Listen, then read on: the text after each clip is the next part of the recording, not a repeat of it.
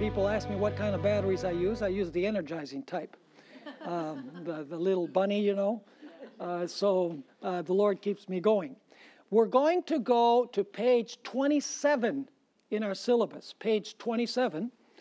And we are going to study the notes on Revelation 12. Notes on Revelation 12. And I'm going to go through this material as quickly as possible. It's going to take us the session this afternoon, and it's going to take us the first 2 sessions tomorrow morning to finish this material.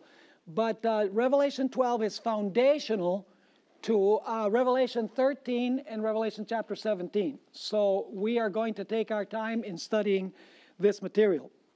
Now, in Revelation chapter 12, we have 3 centers of focus. 3 centers of focus. And when we have our prayer, we are going to take a look at those 3 centers of focus. The rest of our time together, today and tomorrow, when we study this material, is going to be on these 3 centers of focus. So let's bow our heads for a word of prayer. Father in heaven, we thank you that we're able to gather together again to study this lesson. We ask for the guidance of your Holy Spirit. Give us clarity of thought. Help us to understand the deep things of God. And we thank you for your presence with us and for answering our prayer, because we ask it in the precious name of Jesus. Amen. As I was mentioning, Revelation chapter 12 has 3 centers of focus, and you have it in your material. Number 1, Revelation 12, 1 through 5, is amplified in Revelation 12, verses 7 through 12. In other words, Revelation 12 is not in chronological order.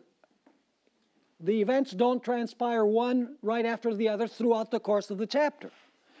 The chapter has 3 repetitive cycles, where what you have at the beginning of the chapter is amplified later on at the end of the chapter. So in Revelation 12, 1 through 5, you have an amplification of that in Revelation 12, 7 through 12. And the center of focus in those verses is the child. And he doesn't stay a child forever. It's the child who is later caught up to God and to his throne.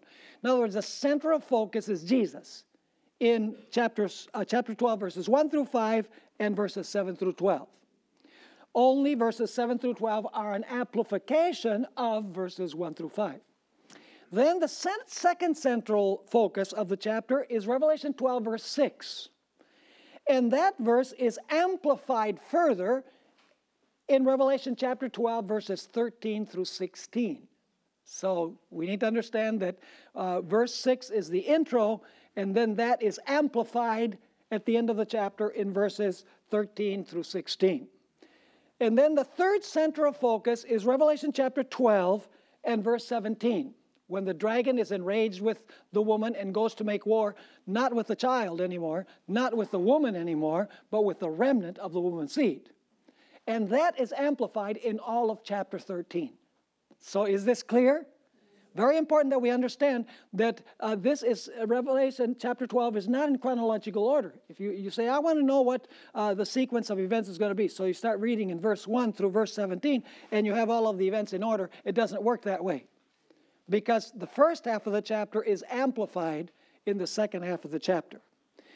Now let's continue here. In Daniel 7 and Revelation 13, verses 1 through 10, the focus is on the earthly powers that Satan used to persecute God's people. That's the central focus.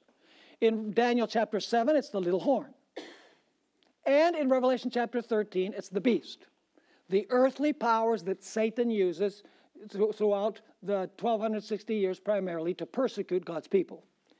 But in Revelation chapter 12, we find that the real persecuting force behind the little horn and behind the beast is the dragon, Satan. So in other words, Revelation 12 takes you behind the scenes to show that Satan is working behind the little horn and behind the beast in persecuting God's people. Is that point clear? These will become clearer as we study along. Now, there are 3 Old Testament contexts that form the background to Revelation chapter 12. 3 Old Testament stories or scenarios that help us understand the story of Revelation chapter 12. The first backdrop is the gospel promise of Genesis 3:15. There's no way we can understand Revelation 12 without taking into account this background, the background of Genesis 3:15. The second backdrop is the exodus of Israel from Egypt. There's no way that we can fully understand the chapter unless we go back to the story of the deliverance of Israel from bondage in Egypt, because that's in the background of Revelation 12. And finally, indispensable for us to consider the story of Elijah, because the story of Elijah is in the backdrop also of Revelation chapter 12. So Revelation 12 depends heavily on the Old Testament. It depends on Genesis 3:15, on the exodus of Israel from Egypt, the story of Elijah, and we're also going to notice that it depends on the little horn prophecy of Daniel chapter 7. So we need to keep that in mind as we study Revelation chapter 12. Now let's take a look at the first backdrop, and basically this material deals with the three backdrops that I've mentioned. Let's take a look at the first backdrop, which is Genesis chapter 3 and verse 15. Let's read that verse. And I want you to notice that there are four elements in this verse, which we are going to take into account.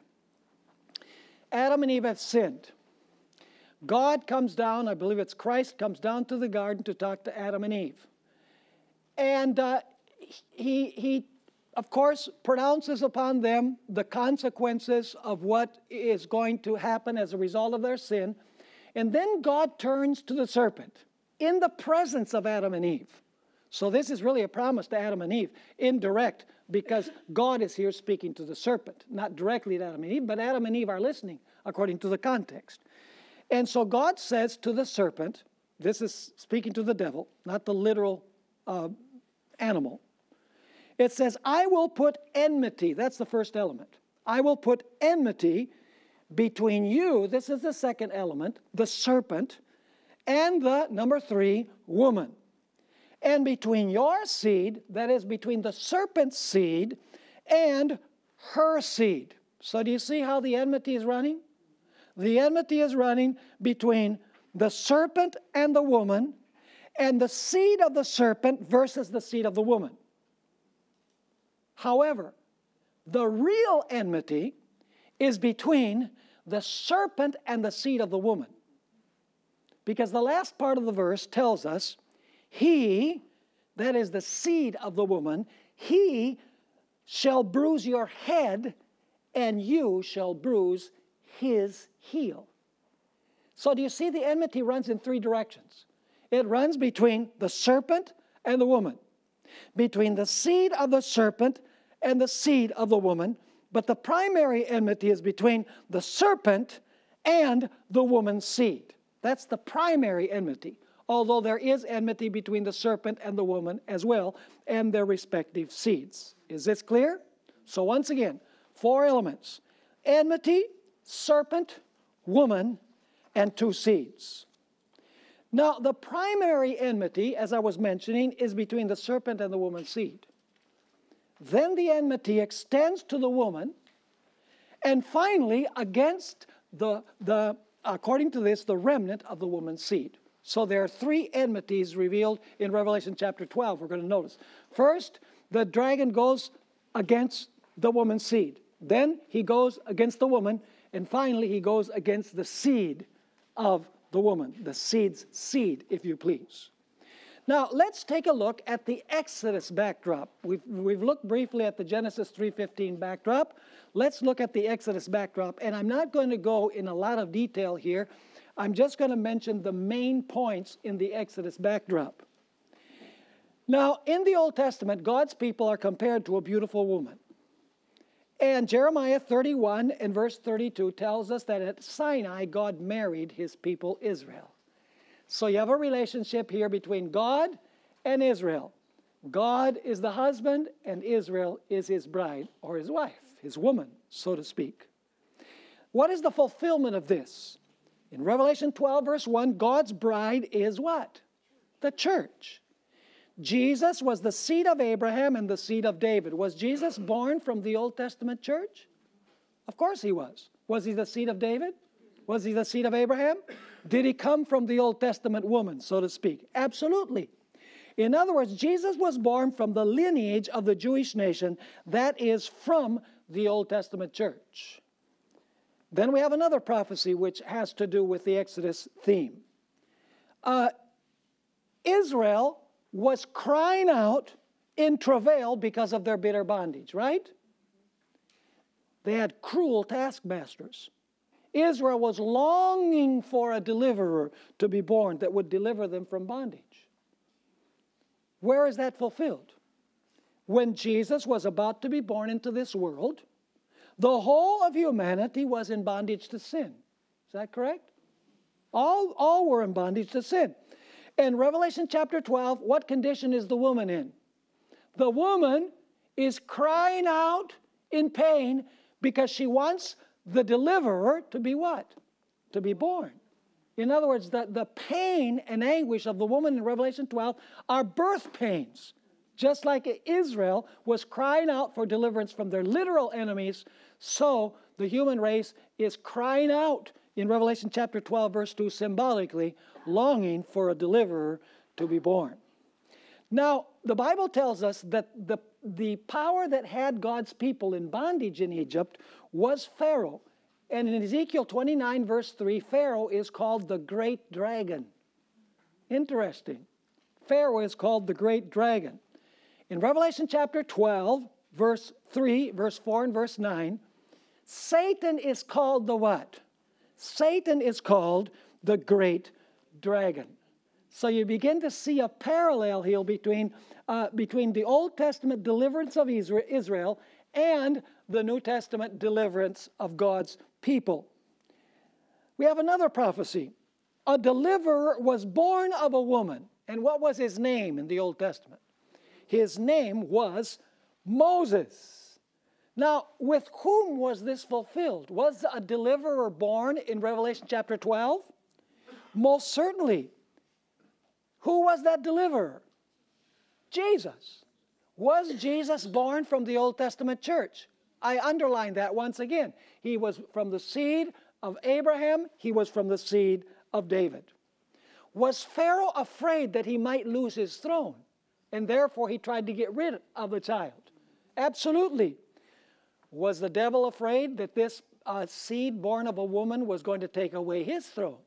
Yes, and that's why he persecutes the seed of the woman. In fact, that takes us to our next point.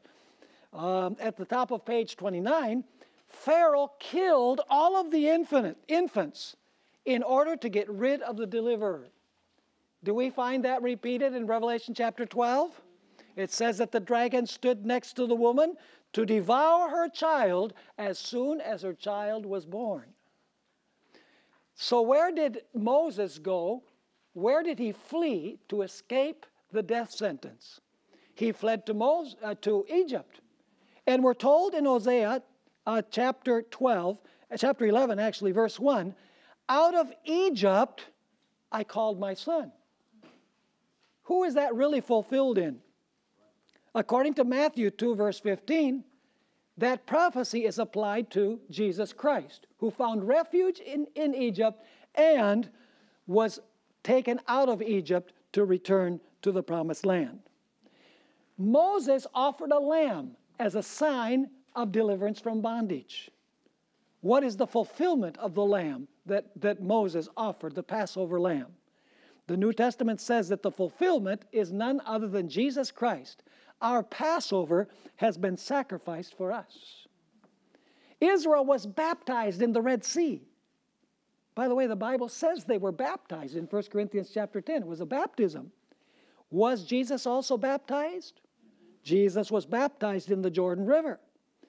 Did Moses fast for 40 days on a mountain in the wilderness? Yes. Was the patience of Moses severely tested because of the attitude of the people? Most certainly. So let me ask you, did Jesus spend 40 days in the wilderness where he was also tested? Absolutely. Did Moses give a law to Israel from a mountain? Absolutely. Did Jesus give the law of his kingdom from a mountain? It's called the Sermon on the Mount. The face of Moses shone on a mountain. Did the face of Jesus shine on a mountain? And lest you think that there's no connection here, go to 2 Corinthians chapter 3, where the Apostle Paul explicitly connects what happened with the face of Moses with that happens with the face of Jesus Christ. Did Moses intercede for God's people when they sinned and offer his life in place of theirs? Yes. What does that represent? It represents Jesus, our intercessor. Moses brought water from a rock. But who is that rock? The Apostle Paul says the rock was Christ. Moses established 12 tribes and organized 70. Did Jesus choose 12? Did he also send forth 70?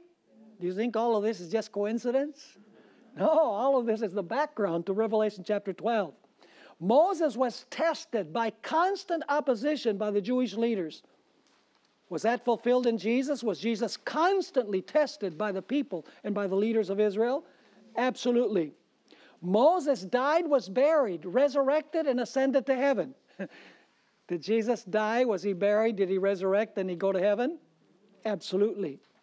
In fact, in Deuteronomy 18, verses 15 through 18, a promise was made that one greater than Moses would come.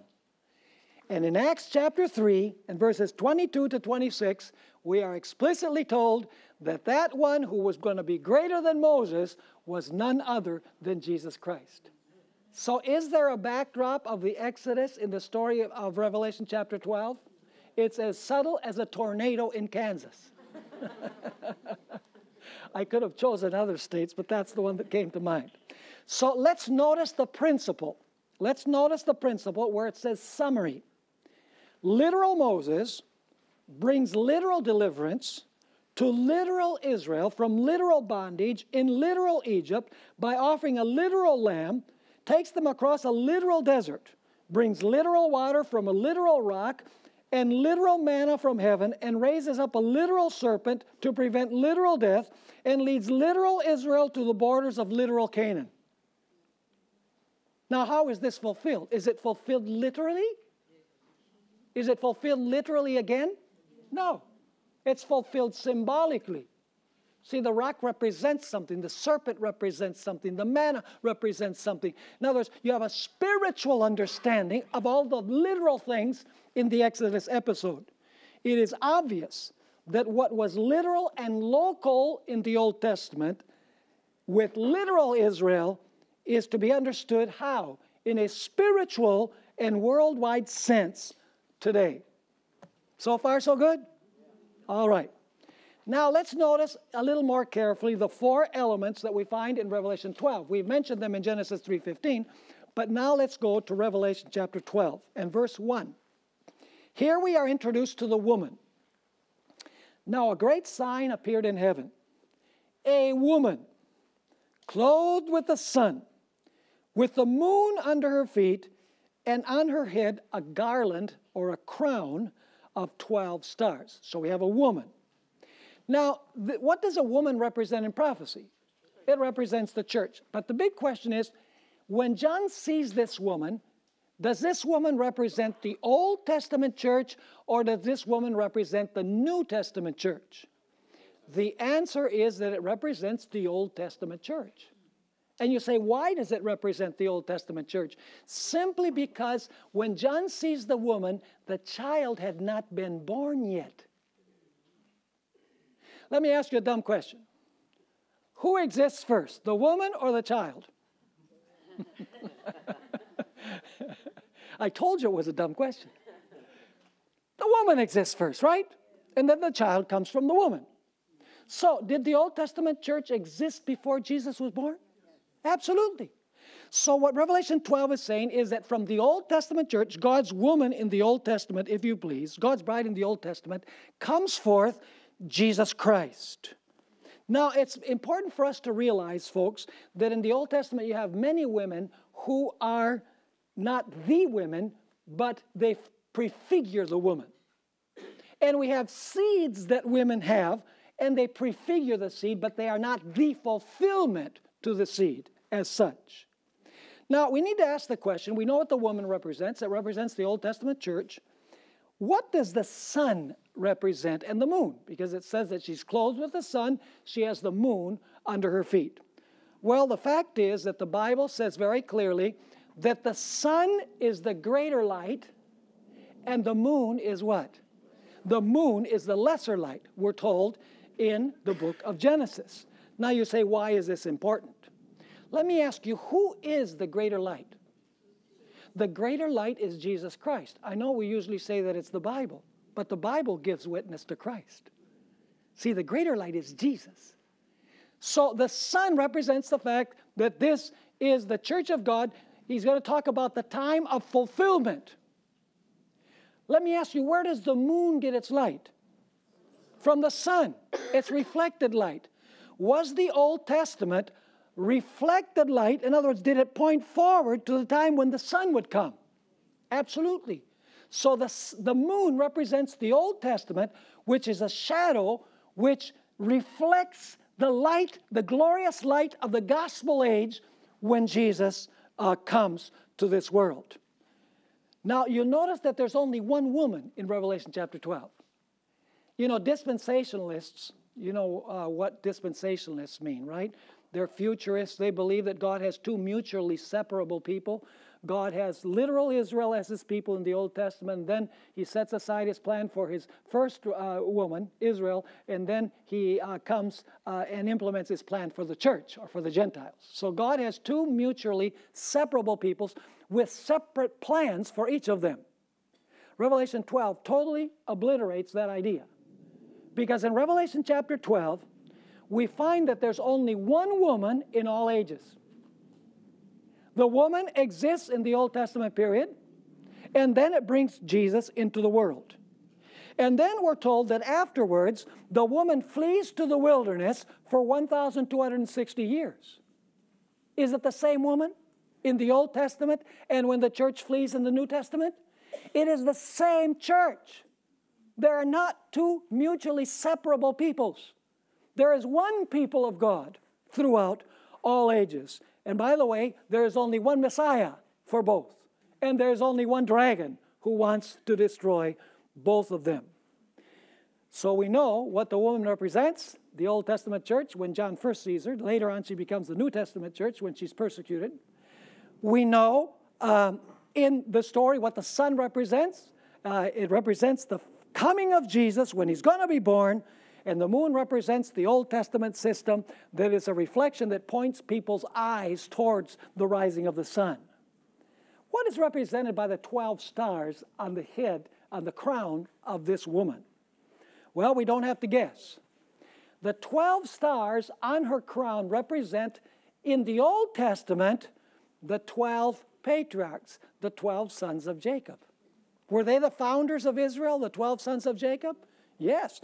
In fact, you have references for all of these. I'm not reading them here because I want you to catch the global picture. You have it in your syllabus and you can read all these texts.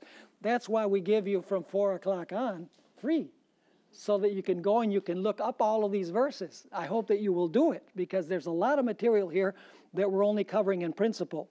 So the 12 founders of Israel are the 12 stars when the woman is in the Old Testament stage. Incidentally, you remember the story in Genesis chapter 37, verses 9 and 10, where Joseph had this dream of the sun, the moon, and the stars. And he said 11 stars were bowing before him. Who was the 12th star in that story?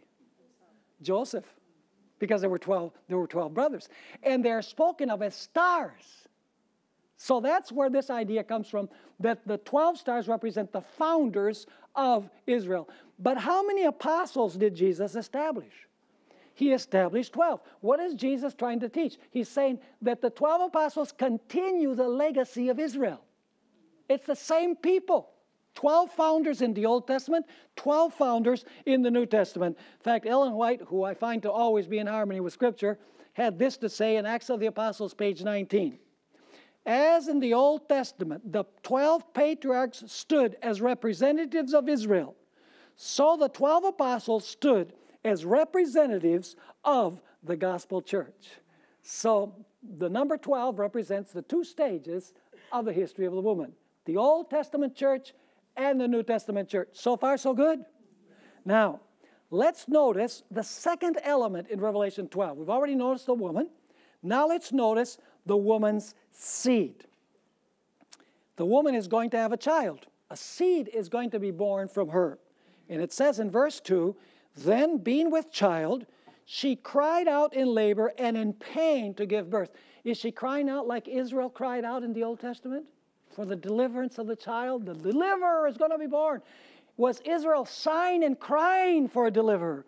Just read Luke chapter 2, and Luke chapter 3.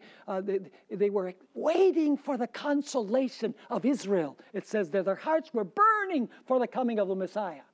That you have symbolically portrayed in Revelation 12, where the woman is crying out in labor pains. And so she's crying out in pain. This seed is then born. Who does the seed represent? The seed represents Jesus Christ. So do we have in Genesis chapter 3:15, do we have a woman? Yes. Do we have a seed of the woman in Genesis chapter 3 and verse 15? Yeah. Is there enmity there? Let's go to element number 3. This is at the bottom of page 31. And another sign appeared in heaven, and behold, a great fiery red dragon. And in verse 7 through 9, this dragon is identified as the ancient serpent. Why is he called the ancient serpent? It's saying, hello, Genesis 3:15. It's the same serpent of the past. And so it says, and another sign appeared in heaven. Behold, a great fiery red dragon. Why is it fiery red? It must be communism, right? Or perhaps it's the Republican Party. Just kidding. No, in the Bible, red represents bloodshed. This is a violent dragon who wants to kill. The context says so. It says it has 7 heads and 10 horns and 7 diadems on his heads. Now, what does the dragon represent? Let me ask you, does this dragon have a seed? Who is the dragon's seed at the birth of Jesus? Herod. Are you following me? Who tried to kill Jesus? You said Herod. I thought it was the dragon. Didn't say it was the dragon? It was Satan working through his seed, through Herod. Are you following me or not? And let me ask you, who was the person who brought Jesus into the world? Mary. Are you following me? Now, let's notice what Ellen White had to say about this. This is a statement that is found in Great Controversy, page 438. The line of prophecy in which these symbols are found begins at Revelation 12. Begins with the dragon that sought to destroy Christ at his birth. The dragon is said to be Satan. He it was that moved upon Herod to put the Savior to death. But now notice, but the chief agent of Satan, see that's his seed, right? Is in making war upon Christ and his people during the first centuries of the Christian era was the Roman Empire, in which paganism was the prevailing religion. Thus, while the dragon primarily represents Satan, it is, in a secondary sense, a symbol of what? Pagan Rome. And we could go back to the Old Testament. Who killed Abel? We always say Cain killed Abel. But if you go, and that's true, by the way, but Cain is an instrument of someone else. Because 1 John 3:12 says, not as Cain, who was of the wicked one and killed his brother. So you see, behind the visible agent is the dragon, Satan. So can the dragon represent Satan? Yes. Can it represent Rome? Yes. It's the seed of the dragon who is doing this. Now, is element number 4 there as well? Enmity. See, we've noticed that there's a woman. We've noticed that there is a woman's seed. We've noticed that there's a serpent's seed. Well, we've noticed that there's a serpent. Is there enmity here? Of course there is. It says there in Revelation chapter 12 and verse 4, his tail drew a third of the stars of heaven and threw them to the earth. And the dragon stood before the woman who was ready to give birth to do what? Here's the enmity. To devour her child as soon as it was born. Now, do you remember Genesis 3:15? Who is the primary enmity between? Is there enmity between the serpent and the woman? Yeah. Is there enmity between their respective seeds? Absolutely. But what is the primary enmity? The serpent and the woman's seed. Do we find this beginning Revelation chapter 12? Who is the enmity between? It is between the dragon or the serpent and the woman's seed. First thing he wants to do is destroy the woman's seed. Now, let's say a few things about Revelation 12, 3 and 4, and verses 7 through 12. And I'm going to follow this quite closely. It's a little bit complex, but I think we'll be able to understand it. It is common in the book of Revelation to present the broad sweep of events and group them together. In other words, without any time interval between one event and the other. Let me give you some examples. In Revelation 8, verses 3 through 5, you don't have to look it up, but in Revelation 8, 3 through 5, there is an angel who's standing with a censer in his hand, and then he throws down the censer, and the temple is filled with smoke. Now, if you read Revelation 8, verses 3 through 5, you get the impression that this is happening simultaneously. In other words, he begins to wave the censer, and then he throws it down. But when you carefully examine it, you notice that this is the introductory passage that gives us 2 points of time. It gives us a point of time when the intercession began, and it goes forward to the time when intercession ends, when the censer is thrown down. Now, when you read the introductory passage, it seems like one event follows the other immediately. But the verses are simply giving you the broad sweep, the total picture, and then after that, it's going to give you the details between one event and the other event. Are you following me? Also, Revelation chapter 13 and verse 11. It says there that John sees a beast rising from the earth. It has 2 horns like a lamb and speaks like a dragon. If you read that verse, it gives you the impression that having 2 horns like a lamb and speaking like a dragon happen like that together. But we know that there is an interval of time between when this beast has the 2 horns like a lamb and when he ends up speaking like a dragon. But verse 11 is given you in the introduction the total sweep, the beginning and the end. It's synthesizing it in one verse. And then the following verses are going to amplify the details between one point and the other point. Let me give you another example. Revelation 13, verse 3. It says, I saw one of his heads as if it had been wounded to death, and its deadly wound was healed. Doesn't it sound like it receives a deadly wound and then the wound is healed right away? But when you study the prophecy, you'll notice that there's a time interval. It's giving you both points of time. It's giving you when the deadly wound is given, and then it goes to the end when the deadly wound is healed. And then in the following verses, it's going to explain all of the events that take place in between. Are you understanding what I'm saying?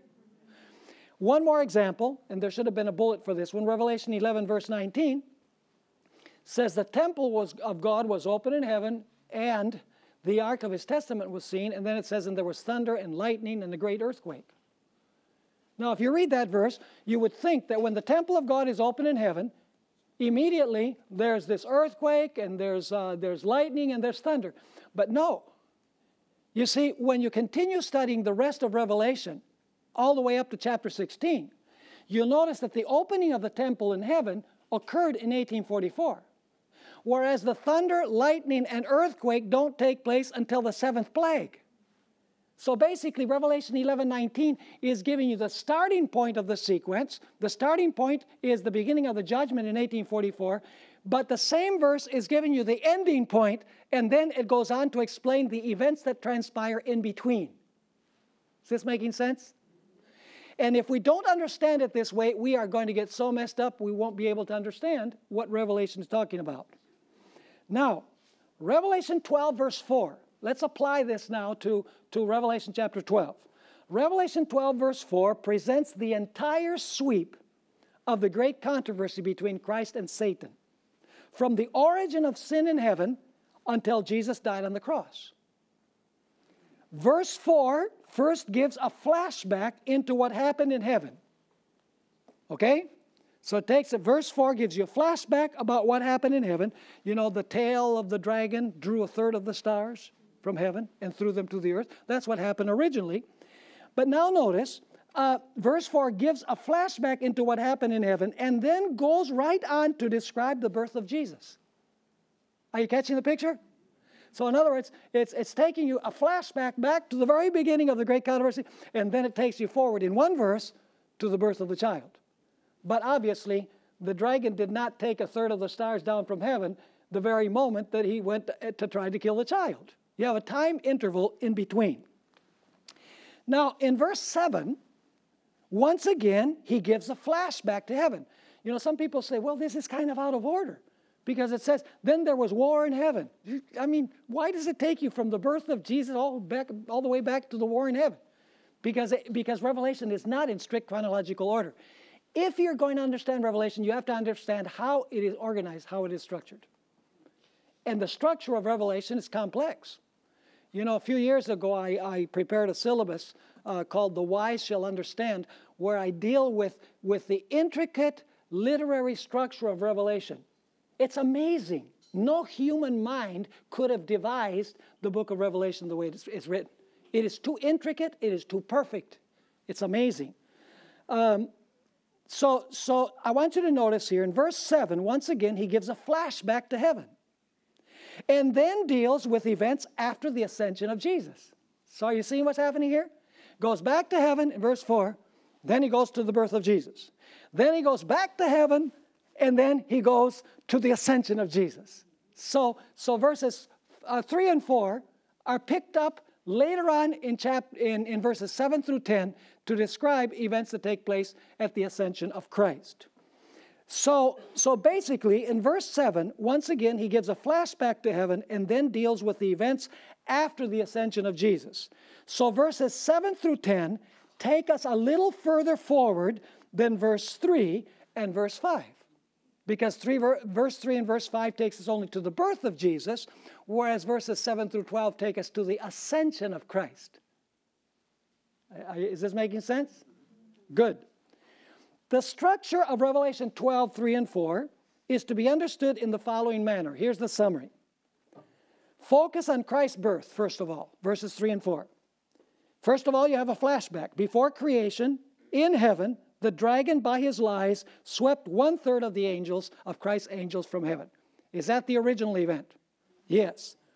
What is the historical event that comes later on? Satan stood before the woman when Jesus was about to be born. So one verse tells you about the origin of this controversy, and the other one of the time when Satan is going to attempt to try and slay the seed. Now, I want you to notice in Revelation chapter 12, verses 7 through 12, you have the same basic idea. First of all, you have a flashback. Satan was originally cast out of heaven with his angels. Remember, Michael and his angels fought against the devil and his angels, and no place was found for them in heaven, and they were cast out. The tenses, now notice the tenses of verbs are very important. The tenses of verses 7 through 9 clearly indicate that this is a past event. What is happening between Lucifer and Michael and his angels and the dragon and his angels, this is an event that is past when John is writing. You say, how do we know that? Well, let's notice the tense of the verbs. And war, what? Broke. What tense is that verb? It's an aorist in Greek. It's past. Michael and his angels fought. What tense is the verb? Past. With the dragon, and the dragon and his angels fought. Is this a flashback to the origin of evil in heaven? Absolutely. Continues saying, but they did. What tense? Past. They did not prevail, nor was a place found for them in heaven any longer. So the great dragon was, what tense is the verb? Past, was cast out, that serpent of old called the devil and Satan, who, now you have a present participle. John is saying who deceives the whole world. It says, he was cast to the earth, and his angels were cast out with him. Is this a flashback to the original controversy? Yes, because the purpose is to show where this nasty devil came from who wants to kill the child. Now, verses 10 through 12 are very interesting. They will now describe the consequences of the past event and of the historical event. They will describe, in other words, the heavenly victory celebration when Jesus dies on the cross and when Jesus ascends to heaven. Notice verse 10 and 11, where it says reaction in heaven. Then I heard a loud voice saying in heaven. Is this what tense? Now he's bringing us to the present, his present. Now salvation and strength and the kingdom of our God and the power of his Christ have come. For the accuser of our brethren, who accused them before God day and night, has been cast down. See, once again, it goes to the past tense. And they overcame him by the blood of the Lamb and by the word of their testimony, and they did not love their lives even unto the death. Now, I'm going to skip the following two statements that we find on page 33. Let's go to the top of page 34. You have the reaction in heaven. Are you following me or not? So basically what is happening is Jesus is born. We have an explanation that the dragon who drew a third of the stars in heaven is going to try and kill the child. Then in verses 7 through 10, we have, once again, going back to the origin of the controversy, and then you have the ascension of Christ and the victory of Christ at the cross, carrying us forward. Now, notice Revelation chapter 12 and verse 12. Therefore rejoice, O heavens, and you who dwell in them. But now notice, heaven is to rejoice, but what are the earthlings supposed to do? Woe to the inhabitants of the earth and the sea, for the devil has come down to you having great wrath, because he knows that he has but a short time. Very, very interesting reaction in heaven. So, is the meaning of Revelation 12, 1 through 5 clear in your mind? But now we need to go to the second division of Revelation chapter 12. The first division of Revelation chapter 12 is chapter 12, verses 1 through 5, which deal with the persecution against the child, with the flashbacks into heaven, and verses 7 through 12, which takes us to the flashback in heaven, and then to the ascension and victory of Christ. But now we need to notice that there's a next stage. The devil was not able to kill the child. He was not able to gain the victory over the child. So now who is he going to go after? He's going to go after the woman. Let's notice the next section in our material, Revelation 12, verse 6 and 13 through 15. Remember, verse 6 is repeated in verses 13 through 15 with additional details. So we need to link verse 6 and verses 13 through 15, and it'll become obvious that we have to do this as we study along. Now, Revelation 12, verse 6 is amplified in Revelation 12, 13 through 15.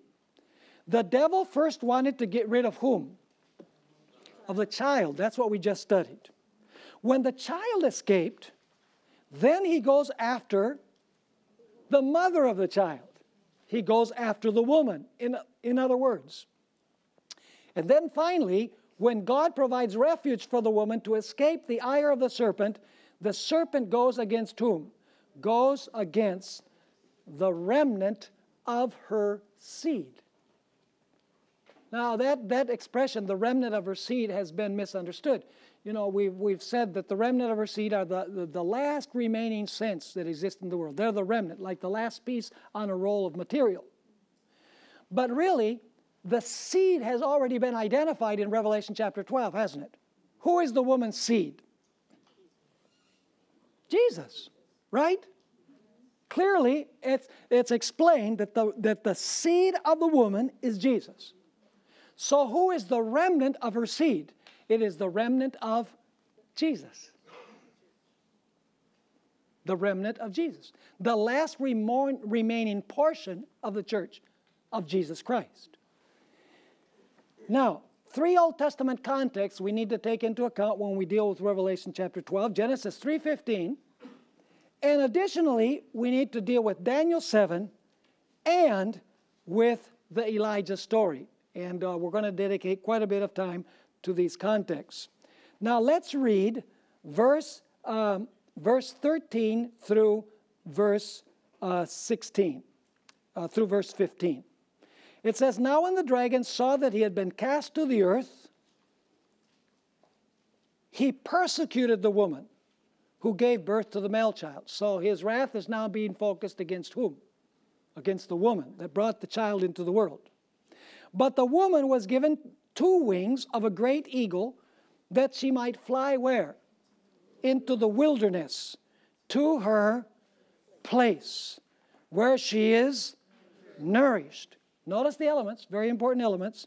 It says that the woman flees to the wilderness, to her place, where she is nourished. How long? Time and times, and half a time from the presence of the serpent. And it says in verse 15, "So the serpent spewed water out of his mouth." What does water represent? It represents multitudes, nations, tongues, and peoples. The dragon is using his peoples to do what? That he might cause her, that is the woman, to be carried away by the flood. Those are verses 13 through 15. Now let me ask you, is verse 6 very similar to verses 13 through 16? Let's notice verse 6. Revelation chapter 12 and verse 6. Same elements. It says there in verse 6, "Then the woman," there's the same element, "fled into where? The wilderness, where she has what? A place, that they should what? Feed her." Are these the same concepts that we find later in the chapter? Absolutely. "And feed her there for how long? 1,260 days. Is that the same as time, times, and the dividing of time? Yes. So must we link Revelation 12 verse 6 with Revelation chapter 12 and verses 13 through 16? We have to connect them. The verses 13 through 16 are amplifying what was already introduced in verse 6. Now the top of page 35. Revelation 12 verse 6 merely introduces the next stage in the drama, but does not tell us why the dragon is enraged with the woman. Simply it says that the woman flees to the wilderness. Does verse 6 give us the reason why the woman has to flee to the wilderness? Does it say the dragon is persecuting the woman? No, it says the woman flees to the wilderness. So the question is, why does she have to flee to the wilderness? Well, verses 13 through 15 give us the reason. They say that when the dragon saw that he had been cast out of heaven, by the way, that happened at the cross as well. Did you know the devil was cast out of heaven at the cross? In fact, in John chapter 12, verses 10 through 12, Jesus was referring to that when he said, "Now is the judgment of this world. Now the prince of this world will be cast out." Now, and he was referring to his death on the cross. He was not physically cast out of heaven, but he was cast out of heaven as the representative of this world. And the sympathies of the heavenly beings were taken away from him when they saw the way that Satan treated Jesus in Gethsemane and on the cross.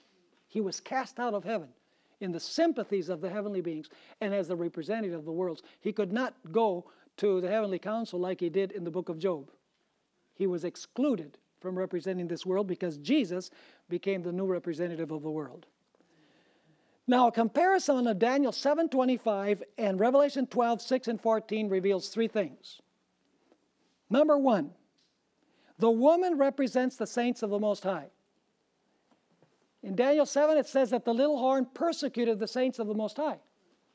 In Revelation 12, it says that the dragon persecutes the saints of the Most High. So the question is then, who is the woman that is in Revelation chapter 12? Well, Daniel 7:25 says that it's the saints. Revelation chapter 12 says it's the woman. So who is the woman? The woman are the saints. See, Daniel and Revelation explain one another. The second point that we can know is that the power behind the little horn of Daniel 7 is the dragon. Is that clear? See, Daniel 7 says little horn. Revelation 12 says the ancient serpent, the devil and Satan. So we know that the little horn is the emissary of Satan, in other words. And then also the connection between Daniel 7:25 and Revelation chapter 12 and verse 6 is the time period. Time, times, and dividing of time. So is there a link between Daniel 7 and Revelation chapter 12? There's a very clear connection. Ellen White understood this. In Great Controversy, page 439, she stated, for 40 and 2 months, the 40 and 2 months are the same as the time and times and the dividing of time. 3 years and a half, or 1,260 days of Daniel 7. The time during which the papal power was to oppress God's people. This period, as stated in preceding chapters, began with the establishment of the papacy in AD 538 and terminated when? Terminated in 1798. You know, some people are trying to reinterpret this time period. They're saying that the 42 months are future. That the time, times, and dividing of time are future. It's going to be literal time. It's not going to be symbolic time. There's no basis in the spirit of prophecy for such an idea. She says the 42 months and the 1,260 days represent the same period, 538 to 1798. We need to be careful not to insert into prophecy that which is not there, because what it does is it ruins the chain of Bible prophecy, the sequence of events. Now, let's notice Revelation 12, 13 to 15. This is where verse 6 is amplified. Now we're going to discover the real reason why Satan goes after the woman. Verse 6 didn't tell us. Verse 6 simply said that the woman fled to the wilderness. She has a place prepared. There she's nourished for times, and the dividing of time. But it doesn't tell us, why did the woman have to flee? Does it have anything to do with the dragon? Well, verses 13 through 15 now amplify and explain. We're going to find in verse 13 that when the dragon saw that he had been cast out, that's the reason, he persecuted the woman who brought the male child into the world. So what is it that enraged Satan? The fact that he had been what? Cast out of heaven. Now notice this statement from Ellen White, Early Writings, pages 191 and 192. This is after Jesus resurrected from the dead. He's come forth from the grave a victor. I am the resurrection and the life. Satan again counseled with his angels, and with bitter hatred against God's government told them that while he retained his power and authority upon earth, their efforts must be tenfold stronger against the followers of Jesus. So he couldn't conquer Jesus, so now he's going to go after whom? The followers of Jesus. They had prevailed nothing against Christ, but must overthrow his followers. See Revelation 12 there? They were not able to conquer Christ because Christ ascended to God and to his throne. So now they go after the followers of Jesus, represented by the woman. It continues saying, in every generation they must seek to ensnare those who would believe in Jesus. He related to his angels that Jesus had given his disciples power to rebuke them and cast them out, and to heal those whom they should afflict. And now notice this. And then Satan's angels went forth like roaring lions, seeking to destroy the followers of Jesus. Does that sound like Revelation chapter 12, where it says that, rejoice, O heavens, you who dwell in them. The accuser is gone. Hallelujah. No more accusations in heaven. The pest is out of here. But woe to the inhabitants of the earth and of the sea, for the devil has come down to you with great wrath, knowing that his time is short. What is it that inspired his wrath? The victory of Christ over him through his death and his ascension. Do you see the connection between verses 3 and 4, 7 through 12, with what we have in the following verses? There's a link and a definite connection. Now, verse 14, we just commented on verse 13. Verse 14 mentions that the woman is given 2 wings, the 2 wings of the great eagle. Now, what does that mean? This is a symbolism that is used in the exodus of Israel from Egypt. God says, I took you on eagle's wings. Now, an eagle is notorious for being swift, powerful, flies high, and protects its young like the apple of its eye. This is the same way that Jesus feels about his persecuted people. In fact, in Exodus 19, verse 4, God says, I took you on eagle's wings. I delivered you from the oppressor. I delivered you from he who had you in bondage to take you to the promised land. And then I want you to notice verse 15. This is a very significant verse. Verse 15. Are we doing well so far? You've been able to follow me along? We're going as fast as we can because we have so much material to cover. But notice Revelation chapter 12. Revelation chapter 12 has a very important detail that very seldom is ever touched upon. How many heads does this dragon beast of Revelation chapter 12 have? It has 7 heads. So how many mouths must it have? It must have 7 mouths if it has 7 heads. But now I want you to notice a very interesting detail that we'll pick up on when we deal with Revelation chapter 17. Revelation chapter 12 and verse 15. The woman has fled to the wilderness. She's sustained. She's fed there. And then it says, so the serpent, who is the same as the dragon, right? He's called the dragon, the ancient serpent, the devil, and Satan.